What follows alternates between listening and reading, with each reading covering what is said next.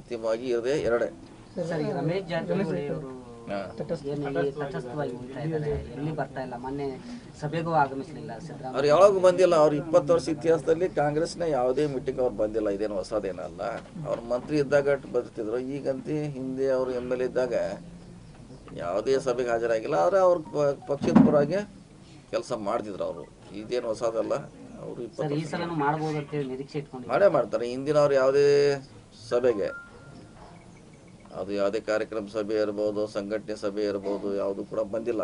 ಆದರೆ ಅವ್ರ ಕಾನ್ಸ್ಟಿಟ್ಯೂನ್ಸಿಯಲ್ಲಿ ಅವರು ಪಕ್ಷದ ಪರವಾಗಿ ಮಾಡಿದ್ದಾರೆ. ಅಲ್ಲಿ ಲೀಡ್ ಕೂಡ ಮಾಡಿ ಕೊಟ್ಟಿದ್ದಾರೆ. ಮತ್ತೆ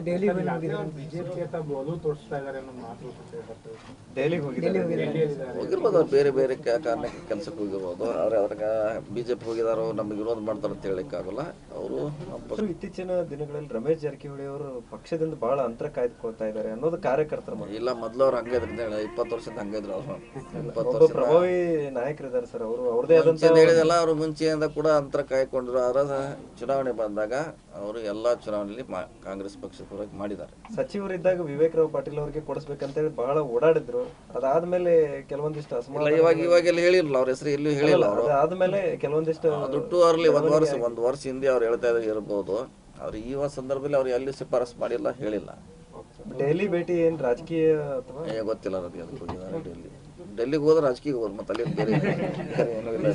ಬಿಜೆಪಿ ಅವರು ಭೇಟಿ ಮಾಡಕ್ ಹೋಗಿದ್ದಾರೆ. ಡೆಲ್ಲಿಯಾಗ ಏನು ಇರೋದ್ರ ಹೋದ್ರೆ ರಾಜಕೀಯ ಹೋಗೋದು, ಅಲ್ಲಿ ಬೇರೆ ಕೆಲಸ ಇಲ್ಲ. ಅಂತಿಮ ಆಗಿಲ್ಲ.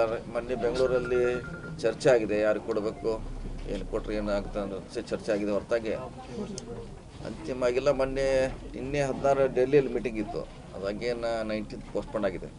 ಸೊ ಅಲ್ಲಿ ಸ್ಕ್ರೀನಿಂಗ್ ಕಮಿಟಿಯಲ್ಲಿ ಅಂತಿಮ ಆದ್ಮೇಲೆ ಮತ್ತೆ ನೆಕ್ಸ್ಟ್ ಬೋರ್ಡಲ್ಲಿ ಆಗ್ತದೆ. ಆ ಸ್ಕ್ರೀನಿಂಗ್ ಕಮಿಟಿನ ಹೆಚ್ಚು ಕಮ್ಮಿ ಅಂತಿಮ. ಎರಡೇ, ಒಂದು ಸಾಧನವರು, ಒಂದು ಸಿದ್ಧಾಳು. ಎರಡರಲ್ಲಿ ಒಂದು ಆಗ್ಬೇಕಷ್ಟೇ. ಇಬ್ಬರೇ ಕೇಳಿದವರು ಆಸಕ್ತಿ ಇರೋರು. ಅವ್ರಿಬ್ಬರು ಇಲ್ಲ ಅದೇನು ಅಲ್ಲೆಲ್ಲ ಪ್ರಶ್ನೆ ಇಲ್ಲ. ನಾಳೆ ಮೀಟಿಂಗ್ ಇದೆ ಚಿಕ್ಕೋಡಿಯಲ್ಲಿ. ನಾವು ಮಾಡ್ತಾ ಇದ್ವಿ. ಮೊನ್ನೆ ಕೂಡ ಅವರೊಬ್ಬರೇ ಇದಾರಲ್ಲಿ, ಬೇರೆಯವ್ರು ಕೇಳೋ ಪ್ರಶ್ನೆ ಇಲ್ಲ. ಈಗಾಗಲೇ ಅವ್ರ ಬಗ್ಗೆ ಎಲ್ಲರೂ ಕೂಡ ಮಾಡ್ತೀವಿ ಅಂತ ನಾವು ಅಲ್ಲಿ ಹೇಳಿದ್ದೀವಿ. ಅದ್ರ ಪ್ರಕಾರ ನಾಳೆ ಚಿಕ್ಕೋಡಿಯಲ್ಲಿ ಸಭೆ ಮಾಡ್ತಾ ಇದ್ವಿ. ಇದೇ ಒತ್ತಾಯ ಇದೆ. ಸಿದ್ದರಾಮಯ್ಯ ಅವರು ಹೇಳಿದ್ದಾರೆ, ದಿನೇಶ್ ಗುಂಡ್ರಾವ್ ಅವರು ಹೇಳಿದ್ದಾರೆ, ಎಲ್ಲರೂ ಹೇಳಿದ್ದಾರೆ. ಅದು ಬೋರ್ದು ಬಿಡೋದು ಅವ್ರಿಗೆ ಬಿಟ್ಟಂತ ವಿಚಾರ. ನಮ್ಮ ಎಕ್ಸ್ಪ್ರೆಸ್ ನಾವು ಎಕ್ಸ್ಪ್ರೆಸ್ ಮಾಡಿದ್ವಿ ಅಷ್ಟೇ.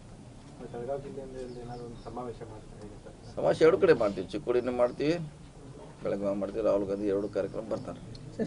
ಸಾಧನವರು MLA ಟೈಮ್ನಲ್ಲಿ ಬಂಡಾಯಕೋರಾಗಿ ನಿಂತಿದ್ರು. ಭಾಳ ಜನ ಬಂಡಾಯದವರು ನಮ್ಮಲ್ಲಿ 50% MLA ಇದ್ದಾರೆ. ಕಾಂಗ್ರೆಸ್ ವಿರೋಧ ಮಾಡಿದ್ದಾರೆ. 50% ಪಕ್ಷದಲ್ಲಿ ಓದ್ತಿದ್ದಾರೆ. ಅದೇನು ನಮ್ಮಲ್ಲಿ ಸ್ವಾಭಾವಿಕ. ಅದನ್ನು ಗಂಭೀರವಾಗಿ ತೆಗೆದುಕೊಳ್ಳ ಆ ಸಂದರ್ಭದಲ್ಲಿ ಮಾಡಿರ್ಬೋದು ಅವರು. ಆದರೆ ಈಗ ನಮ್ಮ ಪಕ್ಷ ಜೊತೆ ದಾರಿ ಇರ್ತವೆ ಅಂತ ಹೇಳಿದ್ದಾರೆ. ಅದಕ್ಕಾಗಿ ಅವ್ರಿಗೆ ನಾವು ಟಿಕೆಟ್ ಶಿಫಾರಸು ಮಾಡಿದ್ವಿ. ಟಿಕೆಟ್ ಹಂಚಿಕೆ ಡೇ ಬೈ ಡೇ ಮಂಡ್ಯ ದೇಶ ಬಹಳಷ್ಟು ರಾಜಕೀಯ ಚುರುಕುಪಡಿಸ್ಕೊಳ್ತಾ ಇದೆ. ನಾಳೆ ಸುಮಲತಾ ತಮ್ಮ ನಿರ್ಧಾರವನ್ನು ಏನಾಗಲ್ಲ. ಏನು ಸ್ವಲ್ಪ ಆದರೂ ಕೂಡ ಸ್ವಲ್ಪ ಹೆಚ್ಚು ಕಮ್ಮಿ ಆಗ್ಬೋದು ಹೊರತಾಗಿ ಗೆಲ್ಲ ಅವಕಾಶ ಮಂಡ್ಯದಲ್ಲಿ JDS ಗೆಲ್ತಾರೆ. ನಮ್ಮ ಪಕ್ಷ ಕೂಡ ಅವ್ರಿಗೆ ಸಪೋರ್ಟ್ ಮಾಡ್ತೀವಿ. ಇನ್ನು ಕೆಲವರು ಅಸಮಾಧಾನ ಇದ್ದೇ ಇರ್ತದೆ, ಏನು ಮಾಡ್ಲಿಕ್ಕೆ ಆಗೋಲ್ಲ. ಸೊ ಅದು ಅವ್ರ ವೈಯಕ್ತಿಕವಾದ ವಿಚಾರ. ಅದ್ರ ಪಕ್ಷ ಮಂಡ್ಯದಲ್ಲಿ, ಹಾಸನಲ್ಲಿ JDS ಪರವಾಗಿರುತ್ತೆ.